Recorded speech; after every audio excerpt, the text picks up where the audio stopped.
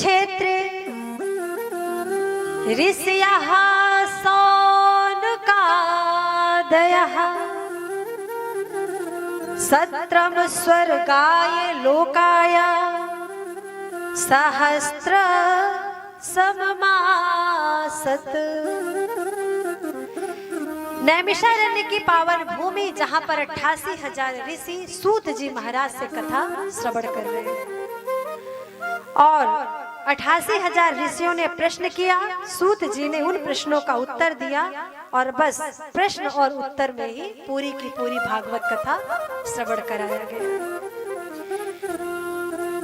शौनकादि ऋषियों ने कहा कि ये जो कथा आप हमें श्रवण करा रहे हैं, तो ये तो बताइए कि इस कथा की रचना करने में वेदा व्यास जी के कोई गुरु थे या फिर उन्होंने अपने मन से इस कथा को लिखा।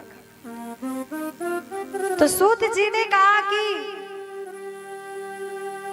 वेदा व्यास जी के भी कोई गुरु हैं, कोई प्रेरणादायी हैं, जिनकी प्रेरणा से उन्होंने भागवत जी का निर्माण किया। तब बताया कि प्रेरणादायी कौन है। सूत जी ने कहा, एक बार की बात है कि व्यास गुफा में वेदा व्यास जी बैठे हुए हैं और वेदा व्यास जी अनेक पुराणों की शास्त्रों की रचना की, यह विचार करके कि कलयुग का प्राणी अपना कल्याण कर सकेगा। लेकिन इतने शास्त्रों का निर्माण किया, उपनिषदों का, वेदों का, पर उनके मन को संतुष्टि नहीं मिली। अब वो चाह रहे थे कि वो कुछ ऐसा लिखें, ऐसे पुराण की रचना करें कि जिस श्रवण करने के बाद, जिसे पढ़ने के बाद जीव का कल्याण हो जाए, पर अब तक वो उस पुराण को लिख नहीं पाए। विचार करने लगे कि मेरे से क्या छूट रहा है, क्या है जिसे मैं पकड़ नहीं पा रहा हूं, मेरी कहां पर गलती है, कहां पे मुझसे त्रुटि हो रही है। वेदा व्यास जी, ये जो हमें ग्रंथ मिले हैं, ये बड़े बड़े ऋषि मुनियों की तपस्या का फल है, इसलिए इनका श्रवण पान बड़े ध्यान से करें, इनका पाठन पूरे मन से करें, पुराणों को, शास्त्रों को अपने घर पर रखें, उनकी पूजा करें, उनका दर्शन करें, उन्हें पढ़ें। हम सबके कल्याण के लिए ही इन ग्रंथों को लिखा गया है, क्योंकि मालूम था वेदा व्यास जी को कि कलयुग के प्राणी मोबाइल में इतने बिजी हो जाएंगे कि बस मोबाइल में ही फंसकर रह जाएंगे। कुछ ऐसा यंत्र आएगा कि सुविधाएं तो बहुत होंगी, लेकिन कलयुग के प्राणी के पास वक्त नहीं होगा। और आज हमारे पास सब कुछ है, लेकिन वक्त नहीं है। पहले का समय देखो आप, आज से 20 साल पहले, 20 साल पहले जब हम नजर उठा करके अपने जीवन को झांके, तो इतनी सुविधाएं नहीं थी, इतनी टेक्नोलॉजी नहीं थी, घर घर तो नहीं ही थी, कहीं एक दो चीजों का निर्माण हो गया होगा। कपड़े धोने के लिए मशीन है, बर्तन धोने के लिए मशीन है, यहाँ तक कि रोटी बनाने की भी मशीन है। इन सब चीजों को करने के लिए मशीन है, पर फिर भी यदि आज के टाइम में किसी के पास कुछ नहीं है, तो वो है वक्त।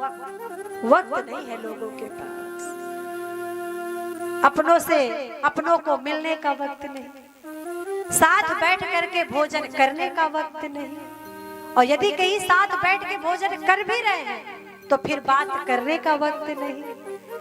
6 जन हैं एक परिवार में, लेकिन साथ बैठ करके भोजन भी कर रहे हैं, पर 6 के एक एक हाथ तो भोजन कर रहे हैं, पर एक एक हाथ फंसा हुआ है मोबाइल में।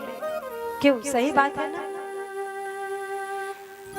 जहां पर हम फोन करके अपनों को विश कर सकते हैं कि आपको आपके जन्म दिवस की बहुत बहुत बधाई, ढेर सारी शुभकामनाएं, बिहारी जी आपके जीवन को बहुत सफल और स्वस्थ बनाए, वहां पर हम क्या करते हैं, वहां पर हम फेसबुक में पोस्ट कर देते हैं happy birthday to you, status में लगा देंगे, लेकिन वक्त निकाल करके हम बात नहीं कर सकते। क्यों? क्योंकि हमारे पास वक्त नहीं है, इतनी व्यस्तता है। पहले के जमाने में लोग हाथ से घंटों कपड़े धोते थे, बर्तन मांजते थे, भोजन बनाते थे। अपनी बात किसी को पहुंचानी है, दूर कहीं देश में बेटी है, दूर कहीं देश में मायका है, तो चिट्ठी लिखते थे और चिट्ठी लिख करके हफ्तों के बाद वो चिट्ठी पहुंचती थी। इतना वक्त लगता था अपने मन की बातों को कहने में, बताने में, अपनी स्थिति, अपनी परिस्थिति, अपने कष्ट, अपने सुख को बताने में। आज जैसे ही याद आया, कोई भी अपना बस नंबर डायल किया और हो गई बात, वक्त नहीं लगता, इतनी सुविधाएं। लेकिन क्या नहीं है पूछो तो? समय नहीं है। चलो भैया थोड़ा सत्संग में चले, अरे टाइम नहीं है। चलिए थोड़ा तीर्थ यात्रा करके आए, समय नहीं है, इतनी व्यस्तता है। किसी गरीब कन्या के विवाह में चले, चल करके खड़े हो, व्यवस्थाओं को देखें, जो भी बन सके वो दान भी करें। वक्त नहीं है, अच्छे कार्य के लिए वक्त नहीं है। तो जब इन चीजों के लिए वक्त नहीं है तो फिर मानव जीवन का कल्याण कैसे होगा? ऐसा विचार किया वेद व्यास जी ने। तब वेद व्यास जी ने आंख बंद करके और बस रोने लगे कि ऐसा क्या है जो छूट रहा है। और जब वो रोने लगे तब एक आवाज आई, और वो आवाज क्या आई? वो आवाज आई कि जब वेद व्यास जी व्यास गुफा में बैठे हैं, तब आया कोई प्रभु का नाम लेते हुए, और हम भी नारद जी की तरह प्रभु का नाम गुनगुनाए कुछ, क्योंकि नारद जी का आगमन हुआ है। श्रीमन नारायण नारायण नारायण, श्रीमन